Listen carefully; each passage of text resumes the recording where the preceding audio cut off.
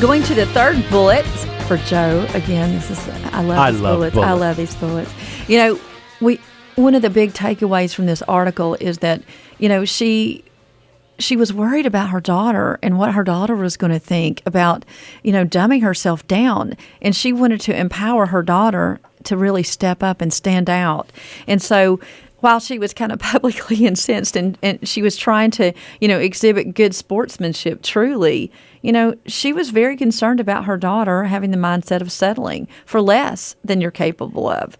But knowing at the same time, she wanted her to be able to leverage their experience to create value for others at the same time. So she was filled, of course, with love and, was eager to help. And, with her daughter, she was so excited that her daughter was, paying attention at the same time and really wanted to do the right thing.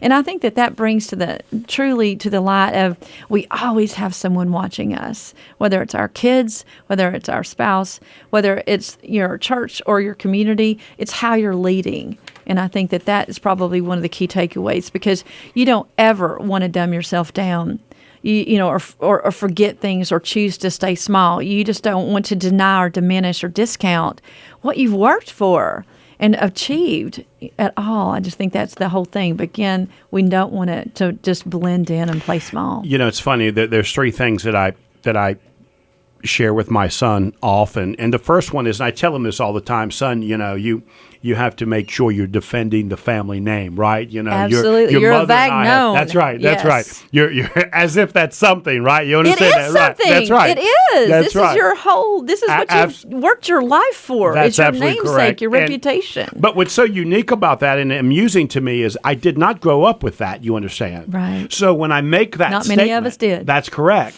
And my son laughs at me and he says, "Oh yeah, like our name is like Trump." And I said, "Son, it is. It is. It is." Absolutely. And so if you allow them to believe they're a part of something bigger than themselves, they will rise to the occasion of that. And when I knew it was working was when my older brother, Uncle Mike, who some of you know, he was one of my first co-hosts when we started this thing.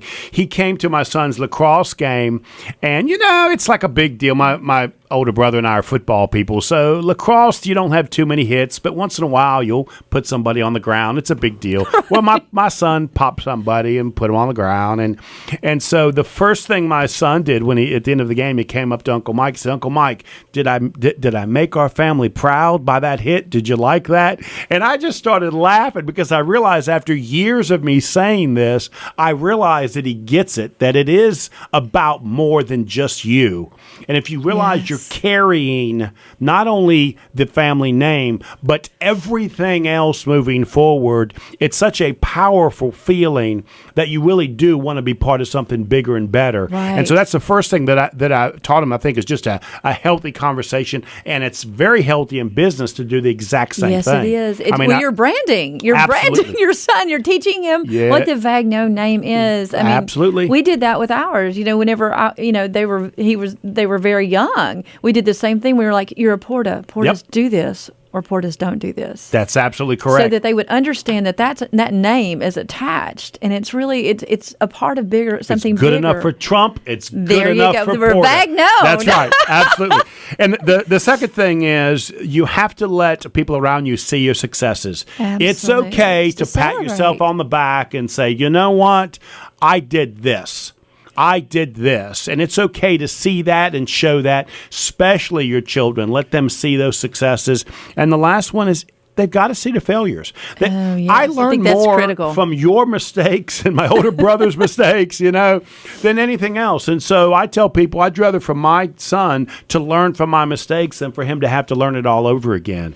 So those three things, defining your brand or your family name, showing and defending successes, and also don't be embarrassed at failures. I mean, it happens. Well, we all make mistakes. I tend to look at failure as it's just a wonderful trial because it talks about counting in all His blessings, the trials that you go through, and I truly am a big advocate of that because it's really information, Joe. It's just information that we can build upon.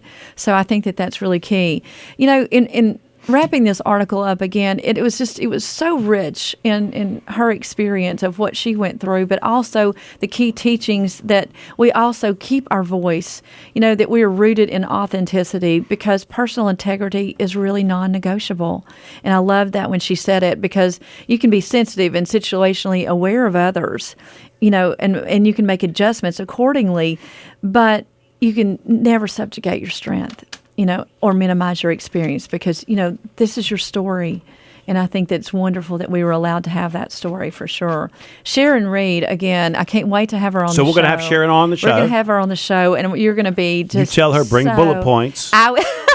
Without bullet points, we're not letting her on. I promise. But Joe, before we kind of move on to something else, I do want to say something about the standing up to dumbing yourself down. So often I see people truly kind of discounting their own experience or their own education or things like that. Even I heard you last week, you said something about, that your brother was the smart one and because he'd had multiple degrees. Well, I'm going to say no. Yes, your brother is smart, and I'm very, very respectful of what he's accomplished and extremely proud. But Joe, you are so... Say it. You're Go amazing. Exactly. But I want to, okay, for the listeners that cannot see us in the studio this morning, the bell was just held up as like a little tease. Your guest is over there trying to get Brian to ring that bell. I know. But the truth is, I don't want to leave this for a second. I got to park here for just one more second, because what I want everybody to take away this morning is that, and Joe, more than anything for you too, you are enough no matter what you do or where you are right now. You are absolutely enough. And everything that you've done has been just a complete blessing, Joe, to so many that I know. So I want you to feel so proud and never, ever to feel like you need to dumb yourself down. And honestly, those of you listening, she's not really speaking to me. She's speaking to all of you. Absolutely. This is something all of you should feel this way, which is why I love Hilary Porta. She makes you feel good.